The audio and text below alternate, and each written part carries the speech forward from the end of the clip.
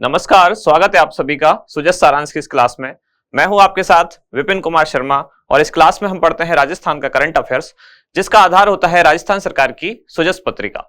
शुरुआत करते हैं हेडलाइंस के साथ। सबसे पहली जानकारी, मुख्यमंत्री ने स्वीकृति दी किस चीज के लिए कि प्रदेश में 155 विद्यालय उच्च प्राथमिक विद्यालय में कन्वर्ट किए जाएंगे, यानी कि पहले से जो प्राथमिक विद्यालय हैं उनको अब उच्च प्राथमिक में कन्वर्ट किया जाएगा।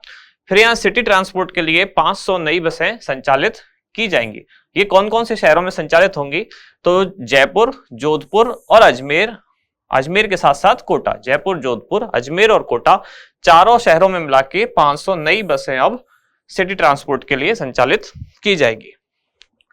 आगे बढ़ते हैं अगले पेज पर। राजीविका महिलाओं ने आर्थिक उत्थान की राह पकड़ी, जिसमें ग्रामीण राजस्थान की महिलाएं कंपनी कारोबार में सफल।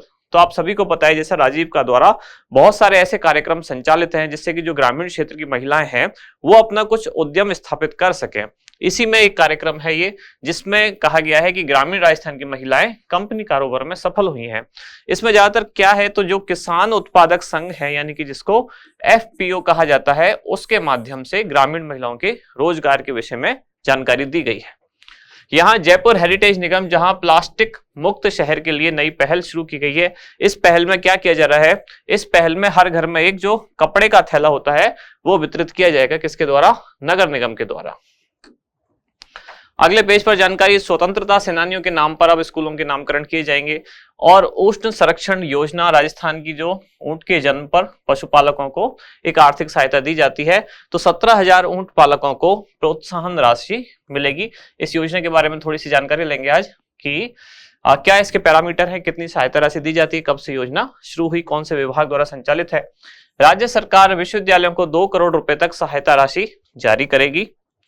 अगले पेज पर, थानों में पैरा लीगल वॉलंटियर नियोजित किए जाएंगे। ये पैरा लीगल वॉलंटियर क्या काम करेंगे और थानों में इनकी नियुक्ति क्यों की जा रही है, इस चीज को समझेंगे। कृषि बजट घोषणा को आमजन तक पहुंचाएंगे। और यहाँ ग्राम पंचायत स्तरीय सुनवाई, तो जो त्रिस्तरीय जन सुनवाई व्यवस्था है उसमें अब ग्राम पंचायत स्तरीय सुनवाई कब है? 6 अप्रैल को। अगली जानकारी है राजस्थान महिला निधि। अभी 2 दिन पहले भी हमने इसमें पढ़ा था। इसमें ब्याज दर कितनी है? तो 2.5% की ब्याज दर पर महिलाओं को ब्याज दिया जाएगा। और जिसमें सरकार द्वारा ब्याज अनुदान कितना है? तो वो है 8%। इसके बाद हमारा इंडेक्स, 4 मुख्य जो जानकारियां हैं जिनको हम डिटेल में पढ़ेंगे। सबसे पहले उष्ण संरक्षण योजना, फिर राजस्थान महिला निधि, इसके बाद है त्रिस्तरीय जन सुनवाई व्यवस्था, और लास्ट में है थानों में नियोजित होंगे पैरा लीगल वॉलंटियर। शुरुआत करते हैं उष्ण संरक्षण योजना।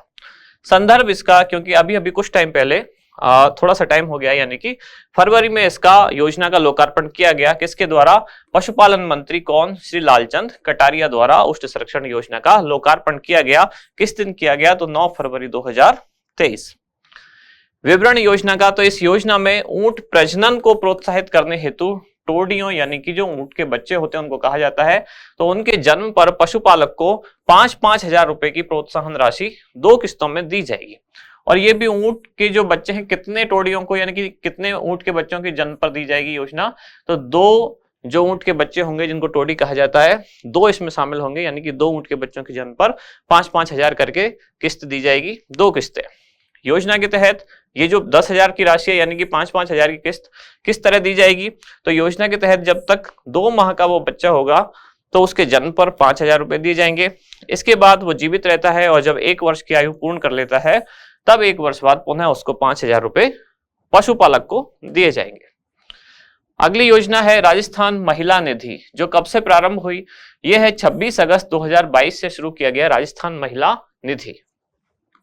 निधि आप सभी जानते हैं, महिला निधि यानी कि एक तरह से एक फंड बनाया जाएगा जो महिलाओं को ही खासकर ऋण देगा। और किस काम के लिए? ताकि वो अपना उद्यम या स्वरोजगार अपना स्थापित कर सके, जिसकी शुरुआत हुई 26 अगस्त 2022 को। उद्देश्य क्या है? राज्य के जो स्वयं सहायता समूह है उनका बेहतर वित्तीय प्रबंधन। ये कौन से स्वयं सहायता समूह है? ये मुख्यतः महिला स्वयं सहायता समूह। चूंकि फंड का नाम ही है महिला निधि, इसलिए यहां अलग से मेंशन करने की जरूरत नहीं है। वैसे फिर भी अगर कहा जाए डिटेल में, तो महिला स्वयं सहायता समूहों का बेहतर वित्तीय प्रबंधन किया जाएगा।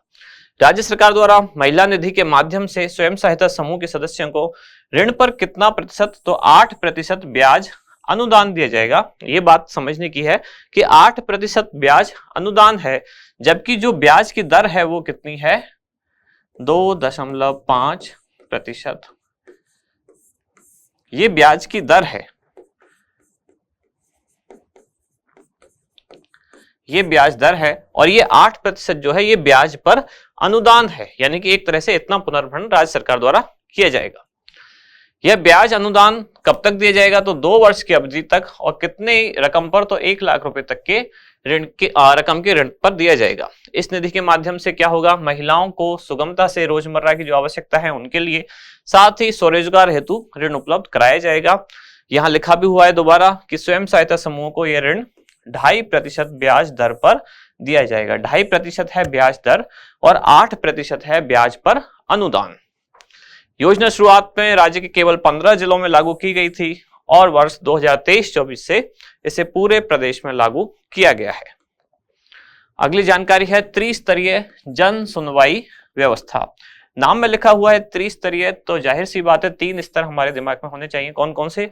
पहला स्तर है ग्राम पंचायत स्तर, दूसरा है उपखंड स्तर और तीसरा है जिला स्तर। ये 3 स्तर हैं, लेकिन ये 3 स्तर किस चीज के लिए हैं, पर्पज क्या है, किस चीज के लिए स्तर बनाए गए, तो आगे लिखा हुआ है जन सुनवाई, यानी कि जन सुनवाई के 3 स्तर, इस तरह की व्यवस्था की गई है राज्य सरकार द्वारा। इन 3 स्तरों पर अलग अलग दिन सुनवाई की जाएगी, लेकिन जो वार है वो नियत है। वो कौन सा वार है?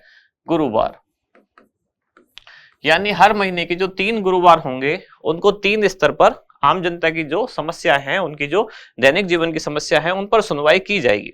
जैसे महीने का पहला गुरुवार रखा गया है किसके लिए? ग्राम पंचायत स्तर पर सुनवाई के लिए।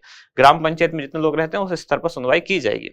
लेकिन मान लेते हैं यहाँ किसी की सुनवाई नहीं हो पाती है या कोई भी रीजन रहता है, तो दूसरा जो गुरुवार होगा महीने का, उस दिन होगी उपखंड स्तर पर जन सुनवाई, और महीने के तीसरे जो गुरुवार को होगी किस पर? जिला स्तर पर जन सुनवाई। तो इस तरह से एक महीने में दिन तो नियत है गुरुवार ही, लेकिन महीने का पहला गुरुवार होगा उस दिन ग्राम पंचायत स्तर पर, दूसरा गुरुवार होगा तो उपखंड स्तर पर, और तीसरा गुरुवार होगा तो जिला स्तर पर जन सुनवाई की जाएगी। जिला स्तर पर जिला कलेक्टर द्वारा, उपखंड स्तर पर एसडीएम द्वारा, और ग्राम पंचायत स्तर पर तो ग्राम पंचायत के जो अधिकारी हैं, सरपंच वगैरह जो लोग हैं, इसके साथ साथ पंचायत सचिव वगैरह, उनके द्वारा ग्राम पंचायत स्तर पर जन सुनवाई की जाएगी।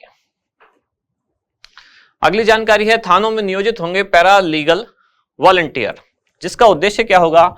जो अपराध हैं उनके विरुद्ध थोड़ी सी जो विधिक जानकारी है, यानी कि जो कानूनी जानकारी है, वो आम जनता को देना कि वो क्या क्या आप कर सकते हैं। मान लेते हैं किसी के प्रति कोई अपराध हुआ है तो पब्लिक को नहीं पता होता, अब लीगल एडवाइस हम क्या लें, यानी कि क्या कदम उठाएं जो कानूनी रूप से सही हो।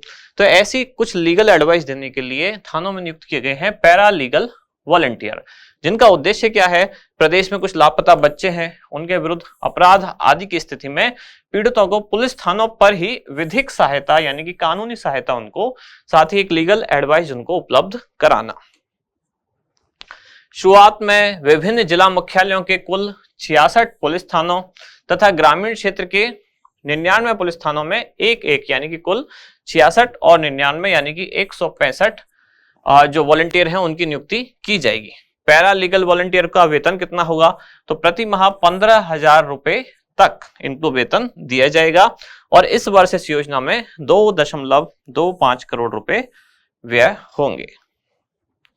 इसके बाद आज का अभ्यास प्रश्न क्या है कि त्रिस्तरीय जन सुनवाई व्यवस्था के तहत माह के कौन से वार को जन सुनवाई की जाएगी? सोमवार, बुधवार, गुरुवार या शनिवार? तो क्या है इसका उत्तर, बताएं आप कमेंट्स में।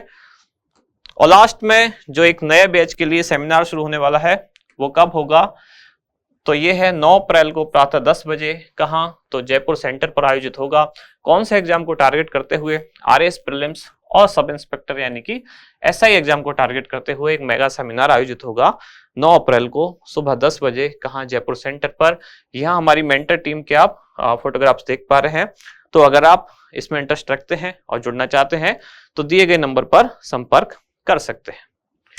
यहां समाप्त होती है आज की क्लास। अब मिलते हैं कल अगली न्यूज के साथ अगली क्लास में। धन्यवाद।